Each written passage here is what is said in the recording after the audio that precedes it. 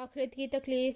عید کی آمد تھی۔ دونوں بیٹیاں اپنے شفیق باپ کے پاس آئیں اور بولیں، ابا حضور، عید کا دن قریب آ رہا ہے، ہمارے پاس پہننے کے لیے کوئی نیا جوڑا نہیں، ہمارے پاس جتنے کپڑے ہیں وہ سب خراب اور پیون زدہ ہیں، اس عید پر ہمیں بھی نئے کپڑے دلوا دیں تاکہ ہم بھی اپنی سہیلیوں کے ساتھ عید خوشی سے منا سکیں۔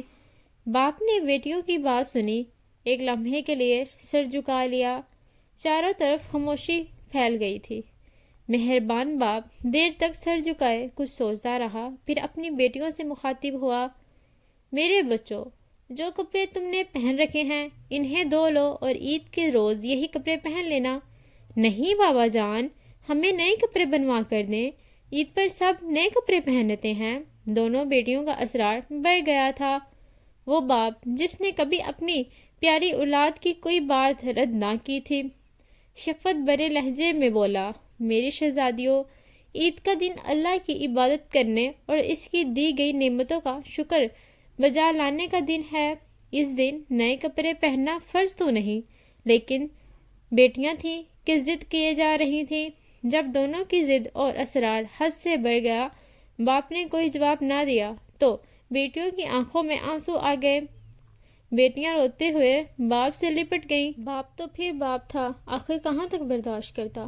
باپ بھی کوئی وقت کا خلیفہ، جی ہاں، امیر المومنین حضرت عمر بن عزیز، جن کی امارت کی گواہیاں مدینہ کی گلیاں دے کرتی تھیں۔ جنہیں حضرت عمر بن عزیز مدینہ کے گورنر بنے گئے تو اس وقت ان کی ذاتی ساز و سامان اس قدر وسیع اور عظیم تھا کہ صرف اسی سے پوری 30 اونٹ لاد کر مدینہ منورہ بھیجا گیا۔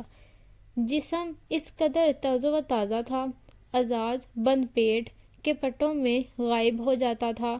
خوشبو، لباس و عطر کے بے حد شوقین تھے۔ نقاصد پسند یہ عالم تھا کہ جس کپڑے کو دوسرے لوگ آپ کے جسم پر ایک دفعہ دیکھ لیتے، دوبارہ نہیں دیکھتے تھے۔ خوشبو کے لیے مشک اور عنبر استعمال کرتے تھے۔ کہنے والوں نے کہا، ہماری سلطنت میں سب سے زیادہ خوش لباس، مطری اور خوش خزاں شخص عمر بن عزیز تھے۔ آپ جس طرح سے گزرتے، گلیاں اور بازار خوشبو میں نہر جاتے۔ لیکن جس دن خلیفہ اسلام بنائے گئے، آپ نے ساری جاگیر اصل مالکوں کو واپس کر دی اور فرش، لباس، عطرات، ساز و سامان لٹا دیا اور غلام، سواریاں سب بیچ دیں اور قیمت بیت العمال میں داخل کر دی۔ آپ پاس صرف ایک جوڑا رہتا تھا، جب وہ میلا ہوتا اس کو دھو کر پہن لیا کرتے تھے۔ خلیفہ اپنے ساجدان کے آنسو برداشت نہ کر سکا، دل بھر آیا، بیت المال کے نگران کو بلایا۔ خلیفہ نے کہا، مجھے ایک ماہ کی تنخواہ چاہیے۔ نگران نے عرض کیا، کیا آپ یقین سے کہہ سکتے ہیں کہ آپ تنخواہ وصول کرنے کے بعد ایک ماہ تک زندہ رہیں گے؟ نگران ان کی بات سن کر خاموش ہو گیا اور پھر اپنی پیاری بیٹیوں سے مخاطب ہوا، اللہ اور اس کے رسول صلی اللہ علیہ وآلہ وسلم کی خاطر اپنی خواہشات کو قربان کر دو، کیونکہ ایسے لوگوں سے اللہ راضی ہوتا ہے، بے شک ایسے لوگ ہی جنت کے مستحق ہیں۔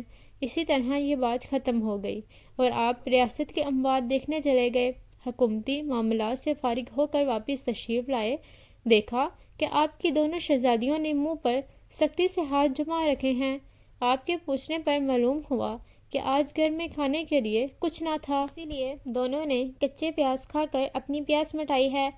پیاز کی بو بچانے کے لیے ہاتھ منہ پر رکھے ہوئے ہیں۔ شفیق باپ کو بچوں کا احسار تڑپائے بغیر نہ رہ سکا، آنکھیں تو آلودہ ہو گئیں۔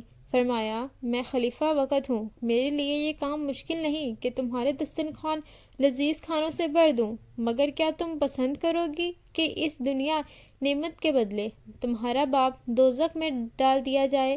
یہ الفاظ سن کر شہزادیوں کی ضبط کے سارے بندھن ٹوٹ گئے، لیکن ان کا ایک ایک آنسو پکار رہا تھا کہ نہیں نہیں، ہمیں وہ رحمتیں نہیں چاہیے جن کے بدلے ہمارے باپ آخرت کی تکلیف میں مبتلا ہو۔ تو کہنا، آپ بھی اپنی خواہشات کی تکلیف کے لیے اپنے والدین کو آخرت کی تکلیف کی طرف تو نہ لے کے جائیں۔ I hope you like my video, so please don't forget to subscribe my channel and press the bell icon. Thank you.